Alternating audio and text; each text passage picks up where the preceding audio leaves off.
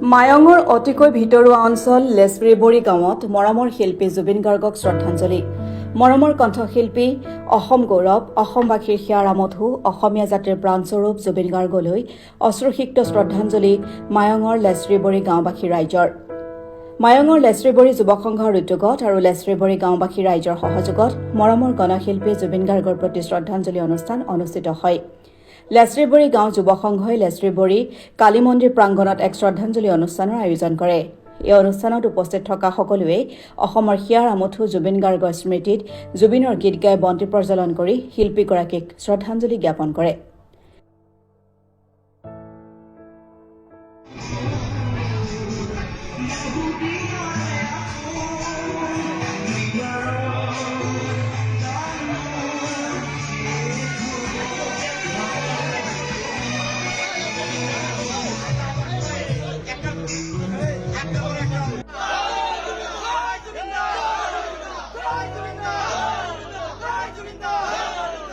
আমি আজি আমাৰ লেছৰিবৰী গাঁৱৰ যুৱক সংঘই তথা লেছৰিবৰী গাঁৱৰ সদৌ আই মাতৃসকলে সকলোৱে মিলি আমি আজি আমাৰ প্ৰয়াত জুবিন গাৰ্গৰ আমি শ্ৰদ্ধাঞ্জলি অনুষ্ঠান পাতিছোঁ। কিন্তু জুবিন গাৰ্গৰ যি আকস্মিক যি মৃত্যু হ'ল সেইকাৰণে আমি গভীৰ দুখ প্ৰকাশ কৰিছোঁ। এই আমাৰ কাৰণে এক অপূৰণীয় ক্ষতি যেন আমি অনুভৱ কৰিছোঁ। এই জুবিন গাৰ্গে আমাৰ অসমৰ কাৰণে যিখিনি কৰি থৈ গ'ল, সংগীতৰ কাৰণে তথা সমাজৰ যিখিনি আগুৱাই থৈ গ'ল, এইখিনি জুবিন গাৰ্গে যিমানখিনি কৰিছে তাৰ কাৰণে আমি সকলোৱে জুবিন গাৰ্গক আমি বহুত ধন্যবাদ দিছোঁ, বহুত আমি শ্ৰদ্ধাৰে সুঁৱৰিছোঁ। তেখেতৰ বিদেশী আত্মাৰ কাৰণে আমি ভগৱানৰ ওচৰত কামনা কৰিছোঁ, তেখেতৰ বিদেশী আত্মা যাতে শান্তি লাভ কৰে আৰু তেখেতৰ শোকপন্ত যি পৰিয়াল আছে এই পৰিয়াল সকলোকে যাতে সুখত থাকক, সকলোৱে যাতে শান্তিত থাকক তাৰ ওচৰত আমি ভগৱানৰ ওচৰত প্ৰাৰ্থনা জনাইছোঁ।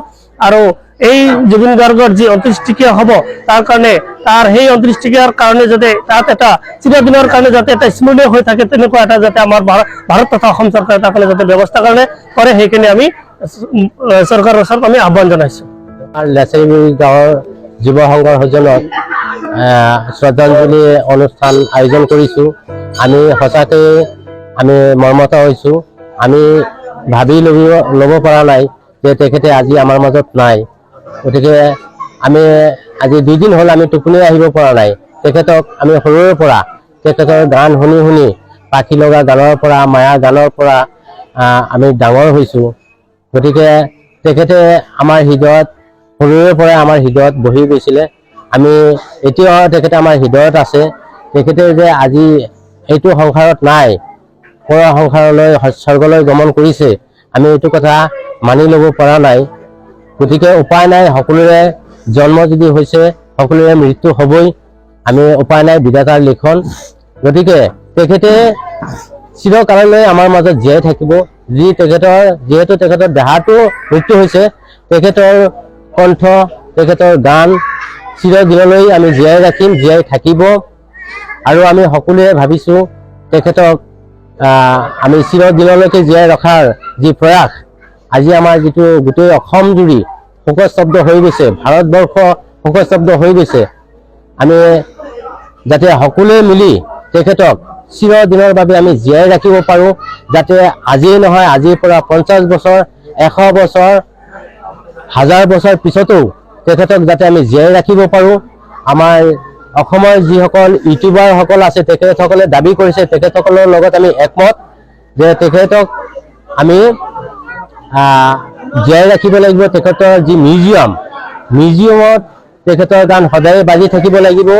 আৰু আজিকালি হ'ল টেকন'লজিৰ যুগ, কম্পিউটাৰৰ যুগ, কম্পিউটাৰত টিপা মাৰিলে যাতে তেখেতৰ গানবিলাক বাজি থাকে, চিৰদিনলৈকে যাতে বাজি থাকে, হাজাৰ বছৰ যাতে বাজি থাকে। আমাৰ ল'ৰা ছোৱালীক যাতে আমি ক'ব নালাগে, আজিৰ পৰা 40 বছৰ 50 বছৰ পিছত যাতে ক'ব নালাগে যে জুবিন গাৰ্গৰ নামৰ এজন অসমত শিল্পী আছিল, তেনেকৈ যাতে আমি পৰিচয় দিব নালাগে।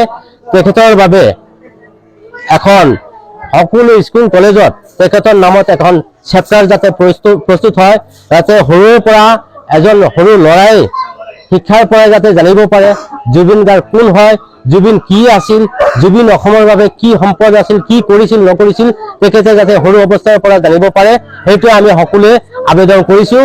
চৰকাৰে যাতে এই আমাৰ যিটো আবেদন যাতে ৰাখে তাৰ বাবে আমি চৰকাৰ